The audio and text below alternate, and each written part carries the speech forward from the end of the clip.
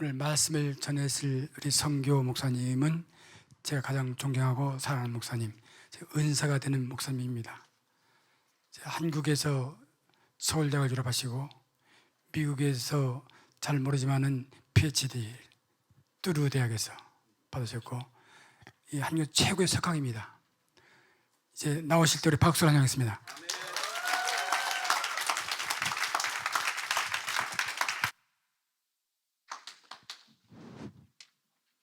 여러분 반갑습니다.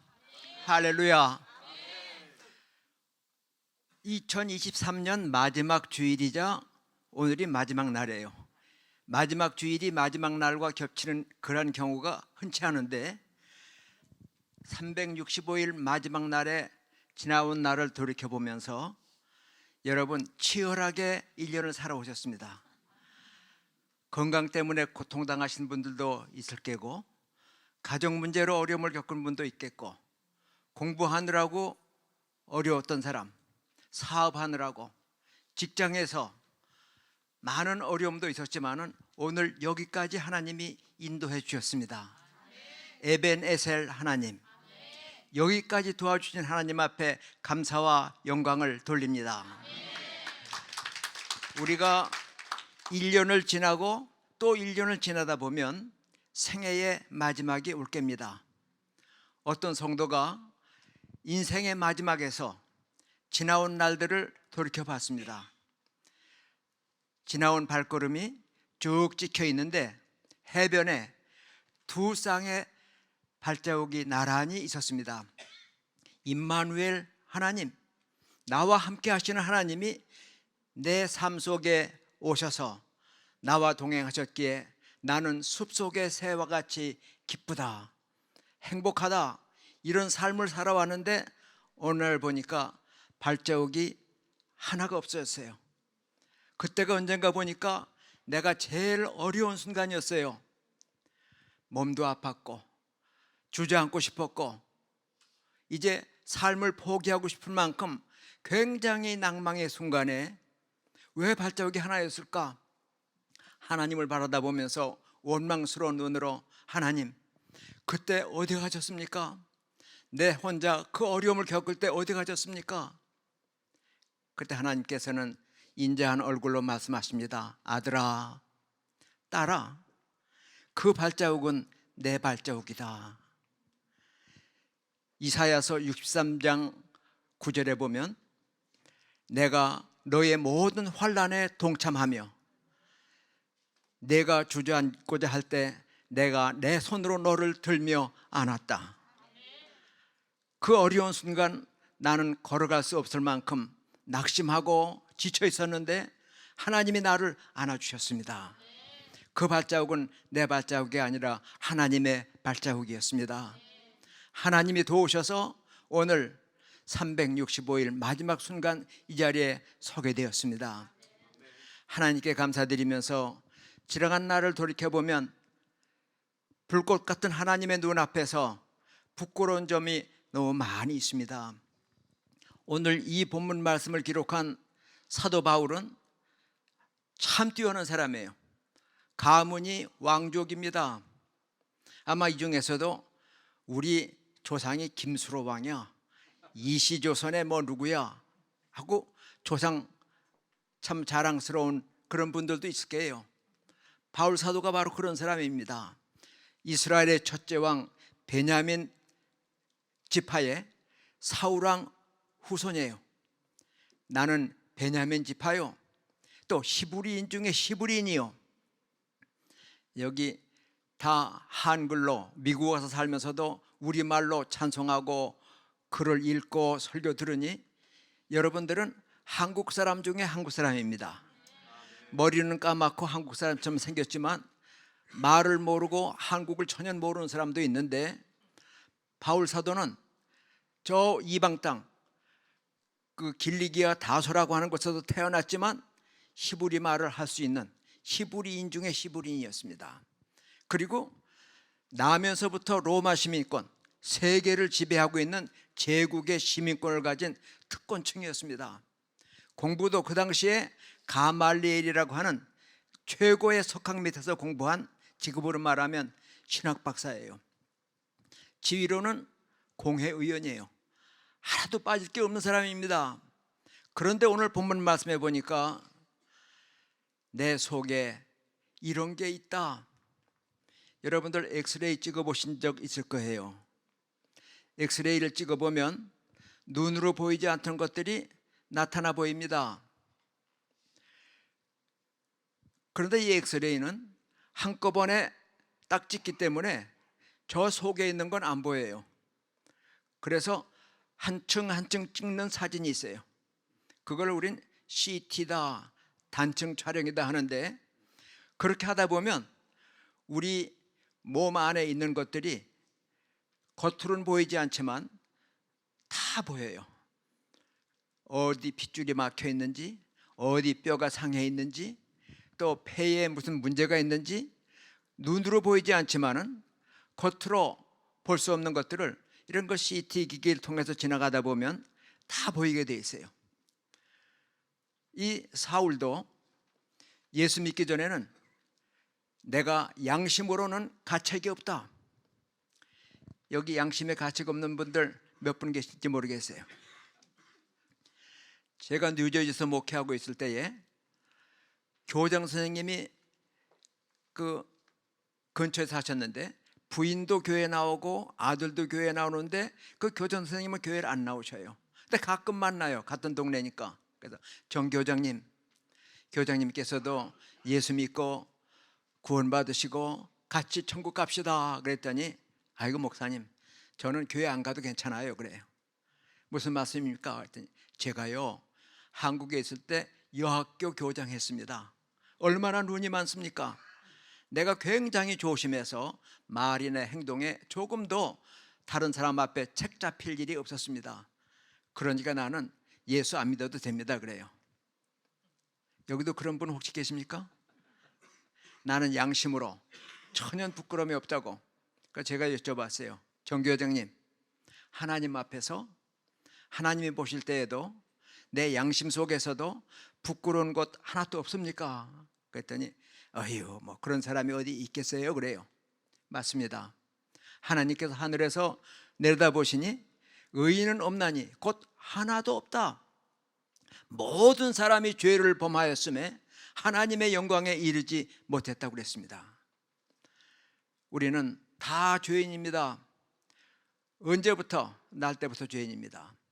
바울 사도가 그걸 봤어요. 그래서 오늘 봉독해 주신 성경 말씀에 보니까 내 속에 죄가 있다 그랬습니다. 내가 원하는 선은 있지만 그것을 행하지 못한다. 여러분들도 아마 그러한 고민이 있을 거예요. 내가 교회를 위해서 충성해야지. 성경은 1월 1일에 결심하기를 올해 몇 번 읽어야지. 또 헌금은 얼만큼 해야지. 전도는 얼만큼 해야지. 뭐 마음에 결심한 건 많았겠지만 마음에 원하는 것들을 행하지 못하고 오히려 원치 아니하는 것들을 많이 행했어요.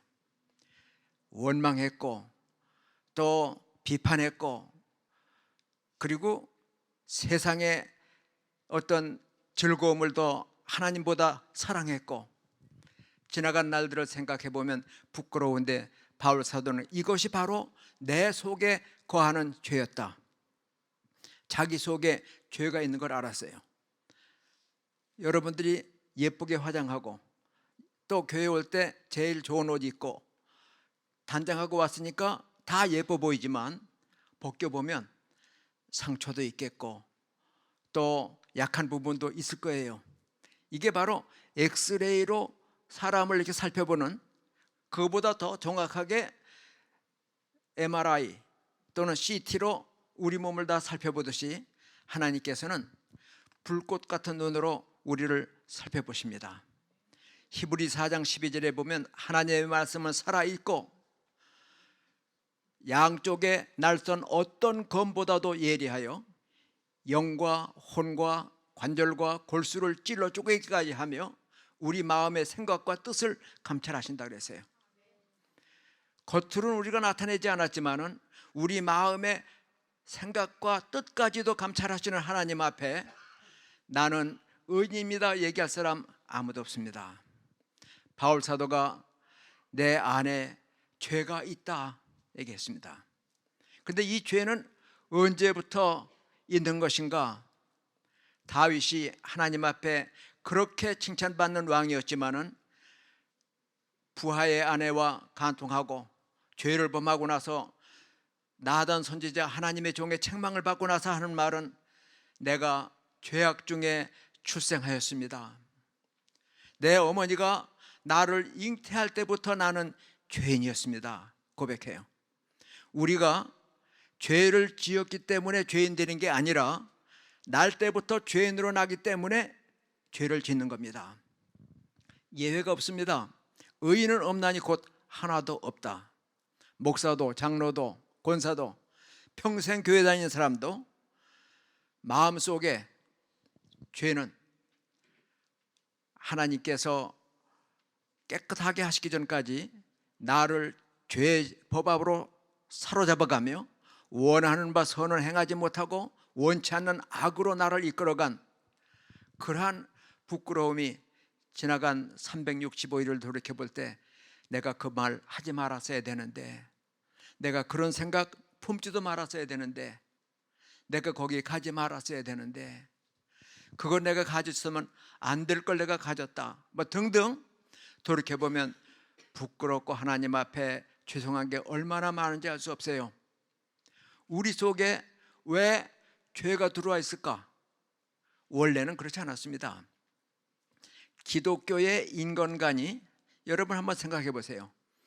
날 때부터 선한가 성선설이라고 그래요? 아니다. 날 때부터 사람은 악하다 성악설이라고 그래요. 그럼 기독교에서 성경에서 말하는 인간관은 성악설이 맞을까요? 성선설이 맞을까요? 생각해 보시고 한번 손들어 보세요. 사람은 날 때부터 선합니다 성선설입니다. 손들어 보세요. 내리세요. 날 때부터 죄인입니다 악합니다. 손들어 보세요. 예, 안 드신 분은?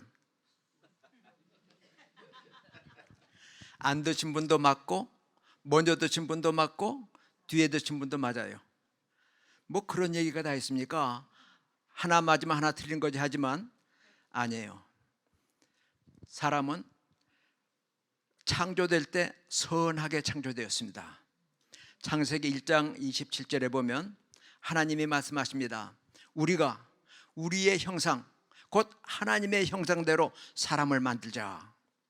하나님의 형상, 선하신 형상, 사랑의 형상, 의로우신 형상으로 남자와 여자를 하나님이 창조하셨기에 사람은 하나님의 형상이 우리 안에 있는 거룩하고 선한 존재입니다. 창세기 2장 7절에 보면 하나님이 땅에 흙으로 사람을 지으신 후에 코에 생기를 불어넣으셨습니다. 생기라고 하는 말은 히브리 말로, 구약을 기록한 말로 루아흐라고 그래요. 바람이란 말이에요. 그 말이 곧 영이란 말이에요. 그 생기란 말인데 사람을 흙으로 지으시고 그 코에 생기를, 하나님의 혼을, 영혼을 불어넣으시니 사람이 생명이 됐다. 그러므로 사람은 창조될 때 거룩했습니다. 아름다웠습니다. 하나님께서 창조를 맡으신 창세기 1장 마지막에 보면 하나님이 보시니 그 모든 것이 보시기에 심히 좋았더라 그랬어요. 사람을 비롯해서 모든 동물, 식물, 하늘의 해와 달과 별이며 모든 것들이 선하고 아름다웠습니다. 그러므로 사람이 지구상에 딱 나타났을 때 선한 존재입니다. 성선설이에요. 그런데 왜 죄가 안에 있다고 했을까? 로마서 5장 12절에 보면 한 사람으로 말미암아 죄가 세상에 들어왔다고 그랬습니다. 한 사람이 누굴까요? 아담이에요. 물론 여자인 하와가 먼저 먹었지만 아담은 모든 것을 다스릴 책임이 있는 가장입니다. 그러기에 그 책임은 가장인 아담에게 있어요. 한 사람으로 말미암아 죄가 세상에 들어오고 죄로 말미암아 사망이 일어났나니 이와 같이 모든 사람이 죄를 지었으므로 사망이 모든 사람에게 이르렀느니라. 여기 있는 분 중에 아무도 벗어날 길이 없어요. 히브리 9장 27절에 보면 한 번 죽는 것은 사람에게 정하신 것이요 그 후에는 심판이 있으리니. 한 번 죽는 것은 다 죽게 돼 있어요. 어저께 제가 존경하고 또 교단에서 어른이신 분을 찾아뵀는데 90대신 분이에요. 저는 원래 필라델피아에 지금 살고 있는데 여기 3년 만에 왔습니다. 코로나 때문에 비행기 타는 것도 겁나고 누구 만나는 것도 주저스러워서 3년 만에 와서 저 샌프란시스코에 있는 우리 아들 그리고 손자 3년 만에 만났어요. 또 우리 막내딸도 오래간만에 만났어요. 그런데 차편이 마땅치 않아서 그분에게 전화만 하고, 근데 그 목사님은 귀가 어두우셔서 91세인데 사모님이 대신 들으신 다음에 호스피스 병동에서 계시다가 대구로 오셨어요. 집에서 호스피스 간병을 받으세요 그래요. 호스피스 마지막 들어가는 데입니다. 내가 언제 다시 여기 올지도 모르는데 못 만나면 참 마음에 걸림이 될 것 같아서 아는 분에게 연락을 해서 그 목사님 아냐 했더니 안 돼요. 그럼 나하고 한번 찾아뵐까? 그러죠. 찾아뵀어요. 찾아뵀는데 40년 동안 당뇨로 고생을 했고 또 전립선 암으로 48번이나 방사선 치료를 받으셨대요. 너무 고통스러워가지고 잘 듣지도 못하시고 24시간 누워만 계시는데 내가 가겠다고 하는 얘기를 듣고는 옷 차려입고 앉아서 몇 시간 기다리셨대요. 참 뵙고 오니까 좋긴 한데 마음속으로 그렇게 건강하시고 그렇게 우렁차시던 분인데 시간이 흘러가니까 그래서 제가 기도해달라고 말씀하셔서 겉사람은 날로 약해집니다. 여러분들도 한창 젊은 시절엔 뭐 돌을 먹어도 소화될 것 같았지만 나이가 지나다 보니까 눈이 흐려집니다. 귀가 어두워집니다. 걷는 게 겁이 나서 발이 흔들립니다. 기억력이 깜빡깜빡합니다. 그리고는 세상에 정말 이제 인간의 삶이 끝나게 됩니다. 이건 누구에게나 주어진 거예요. 한 번 죽는 것은 사람에게 정하신 것이요 그 후에는 심판이 있다. 이게 왜 아담 때문에 왔습니다. 하나님께서 선하게 창조해 주셨는데 하나님의 명령을 거역했어요. 하나님을 믿는 것보다 마귀를 믿으세요. 마귀가 속삭입니다. 하나님께서 너보고 이 열매 먹지 말라고 하신 것은 내가 먹으면 하나님처럼 될까 봐 하나님이 막으신 거야. 먹어도 결코 죽지 않는다. 하나님께서는 창세기 2장 17절에서 이 열매를 내가 먹는 날에는 반드시 죽으리라 하셨는데 마귀는 정반대로 결코 죽지 않는다. 내가 지혜로워진다. 하나님보다 마귀의 말을 더 듣습니다. 오늘 우리도 성경의 가르침, 하나님의 가르침보다는 인간에게 의지하고 내 꾀를 의지하고 세상 사람들이 살아가는 죄악된 지혜를 따라가다 보니까 예수님 말씀하신 대로 많은 사람 가는 길이 있다. 그 길이 넓고 평탄하지만 마지막은 사망이다. 좁은 길로 가라. 찾는 이가 좁고 그 길이 협착하지만 마지막은 생명이다. 여러분들 생명길로 오심을 축하합니다. 예수님이 내가 곧 길이요 진리요 생명이라고 말씀하셨는데 예수님 안에 생명의 길이 있는 겁니다. 원래 선하게 창조된 아담이 하나님의 말씀을 불순종하고 이게 죄입니다. 하나님을 불신앙하고 이게 죄입니다. 하나님이 금하신 행동했어요. 그러므로 하나님께서는 그를 쫓아내십니다. 하나님은 의로우신 분이기 때문에 불의함을 보실 수가 없어요. 거룩하신 분이기 때문에 죄인과 동행하실 수가 없어요. 그를 내쫓으셨습니다. 그래서 아담 하와는 에덴 밖으로 동쪽으로 쫓겨났는데 창세기 5장 1절에 보니까 아담이 하나님의 형상대로 지음받았다고 기록되어 있어요. 아담의 계보를 적은 책이 바로 이거다. 하나님이 창조하실 때 하나님의 모양대로 지으셨다. 아담이 하나님의 모양대로 지음을 받았지만은 3절에 가보니까 딴 말이 나와요. 쫓겨난 다음입니다. 아담이 130세에 자기의 모양, 하나님의 모양으로 지음을 받았던 그였는데 범죄함으로 하나님의 형상을 잃어버렸습니다. 그래서 죄인의 모양, 자기의 모양과 같은, 자기 형상과 같은 아들을 낳았다. 타락함으로, 범죄함으로 하나님의 형상을 잊어버렸습니다. 그러므로 우리 안에 선이 없고 악이 있습니다. 얼마나 원통한 일이며, 아담 한 사람으로 말미암아 죄가 들어왔고 죄로 말미암아 사망이 왔기에 우리도 예외 없이 날 때부터 죄인이었고, 아니 어머니의 뱃속에서부터 죄인이었고, 겉으로 바리새인이었으며 율법의 의로는 흠이 없었으며 양심의 가책이 없다고 하던 바울 사도가 하나님의 말씀을 보니까 말씀은 거울 같습니다. 히브리서 4장에 보면 하나님 앞에 우리가 벌거벗은 것처럼 나타난다 얘기했어요. 우리가 결산할 날이 있습니다. 삶의 마지막 결산서를 쓰는 그날이 있는데, 그날에는 만물이 하나님 앞에서 벌거벗은 것처럼 드러나리라. 엑스레이를 찍으면 숨겨져 있는 것이 보이는 것처럼, 캐스캔 단층 촬영을 하게 되면 더 깊숙이 눈으로 볼 수 없던 것을 보는 것처럼, 그거보다 더 밝게 하나님 앞에 만물이 우리 자신을 포함해서 벌거벗은 것처럼 드러나리라. 그날에는 각자의 혀가 자기의 일을 하나님 앞에 직접 고하리라 그랬어요. 우리는 사람들 앞에서 가장할 수 있습니다. 재판하는 모양을 보더라도 분명히 내가 잘못했는데 재판장이 모르면 저는 모릅니다. 한국의 정치를 보면 이렇게 답답한 일이 참 많아요. 분명히 뇌물을 받았는데 그것 때문에 법정에 섰는데 아닙니다. 제가 받은 적 없습니다. 증거가 있지 않냐? 영수증이 있지 않냐? 그거 제가 빌린 겁니다. 갚았습니다. 그러면 얼마나 거짓말을 많이 하는지.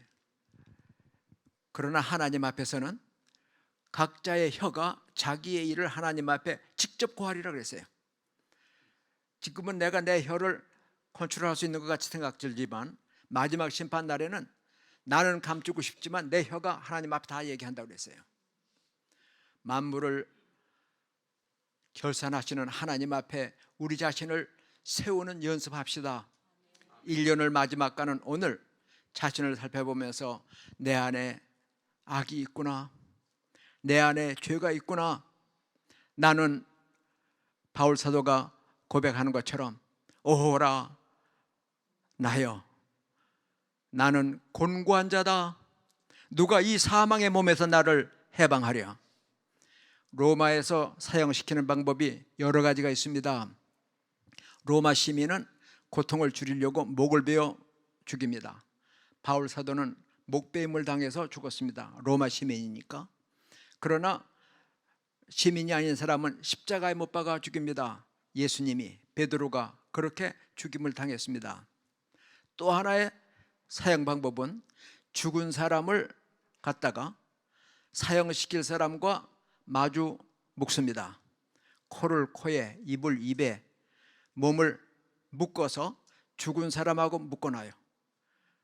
여러분들 여만한 거 보셨는지 모르는데 사람이 죽으면 몸에서 나쁜 게 나와요. 그래서 코도 막고 입도 막고 귀도 막고 다 막아요. 나오지 못하도록. 그런데 죽은 사람의 몸을 사형을 시킬 사람과 딱 붙여서 묶어놓으면 숨을 쉬는 대로 그 사람 몸에 있던 나쁜 것들이 다 들어와요. 서서히 죽어갑니다. 오호라 나는 곤고한 사람이로다. 이 사망의 몸에서 누가 나를 구속하랴. 누가 이 사망의 몸에서 나를 벗어나게 하랴.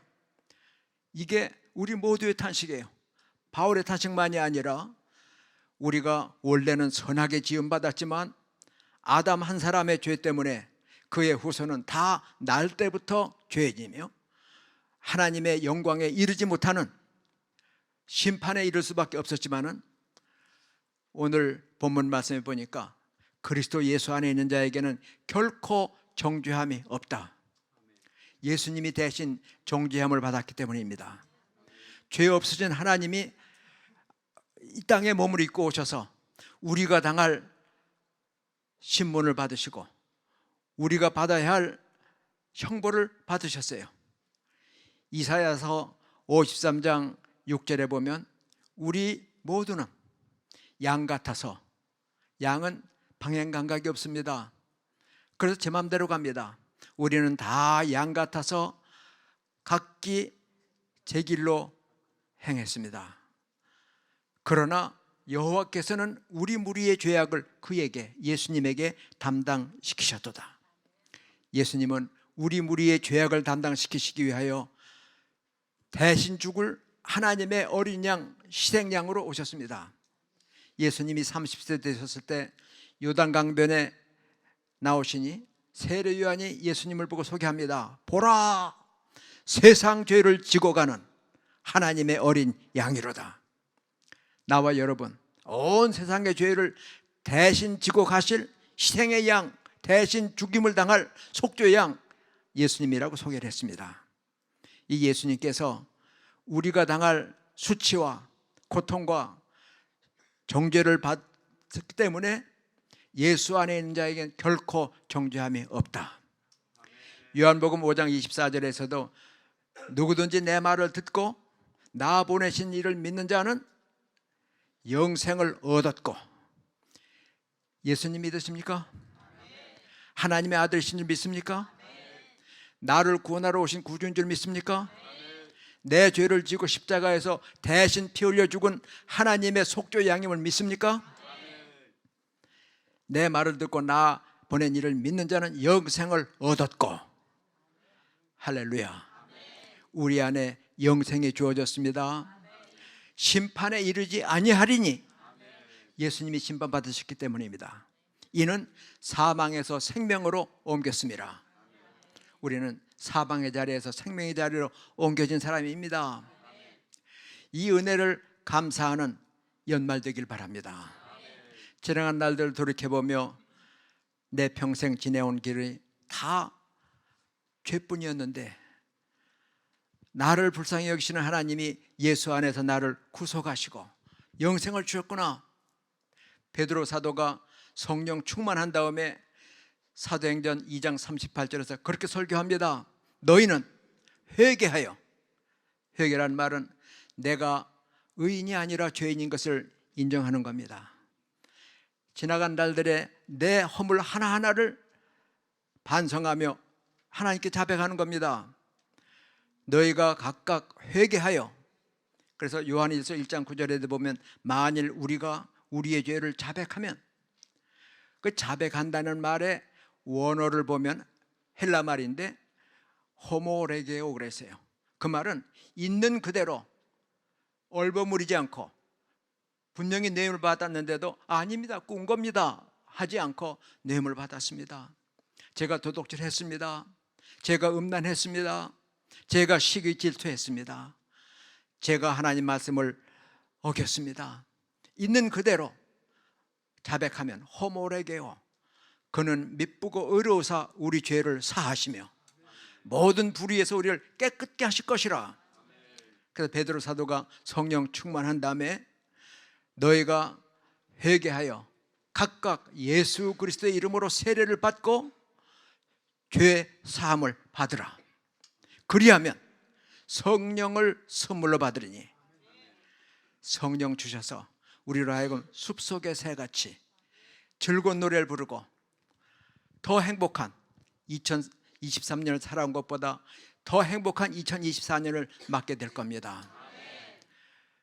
찬송가 308장에 보면 지나간 날들 부끄러움 많지만 우리를 위하여 십자가에 피 흘리신 예수님을 통하여 구속해 주신 은혜가 기록되어 있습니다. 참여하는 마음으로, 감사한 마음으로 우리 찬송을 같이 한번 불러보죠.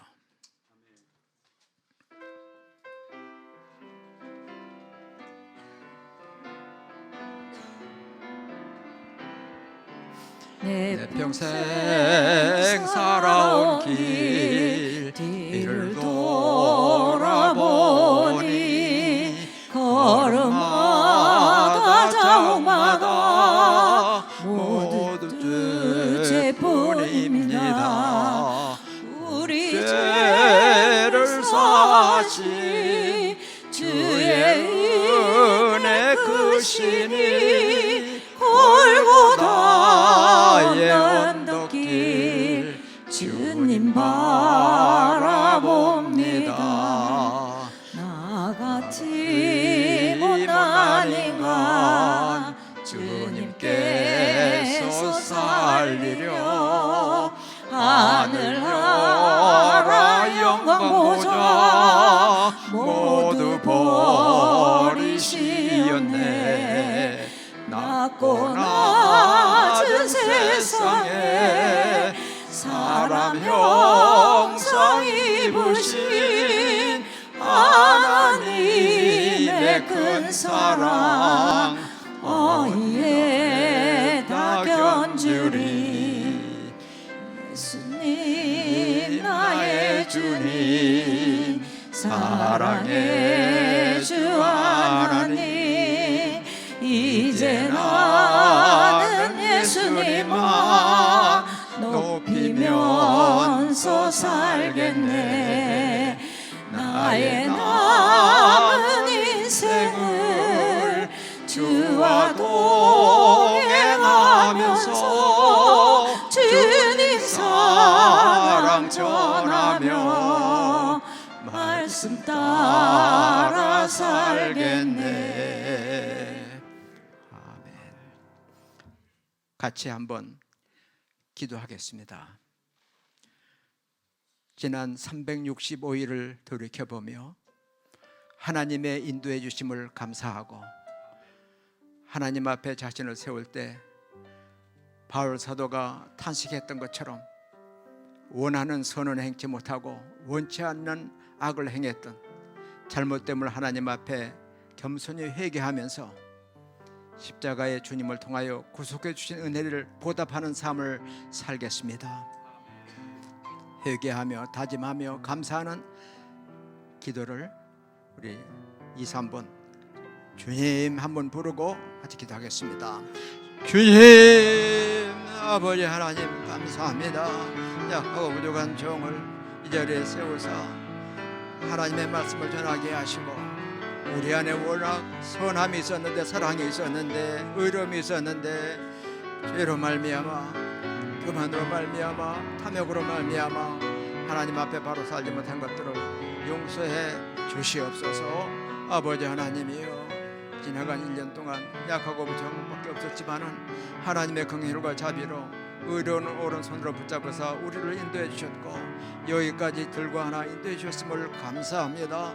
아버지 하나님이여 은혜를 감사하지만 부끄럽고 부족한 것 많이 있는 저희들 예수 그리스도 안에서 용납하시고 저희들을 아들로 자녀로 삼아주실 뿐만 아니라 천국 시민으로 삼으사 아버지의 나라에 영접하시는 그날까지 남은 시간 잘 다름질하도록 인도해 주시옵소서. 성령께서 우리와 함께 하시고 인도해 주심 믿고 예수님 이름으로 기도하옵나이다. 아멘.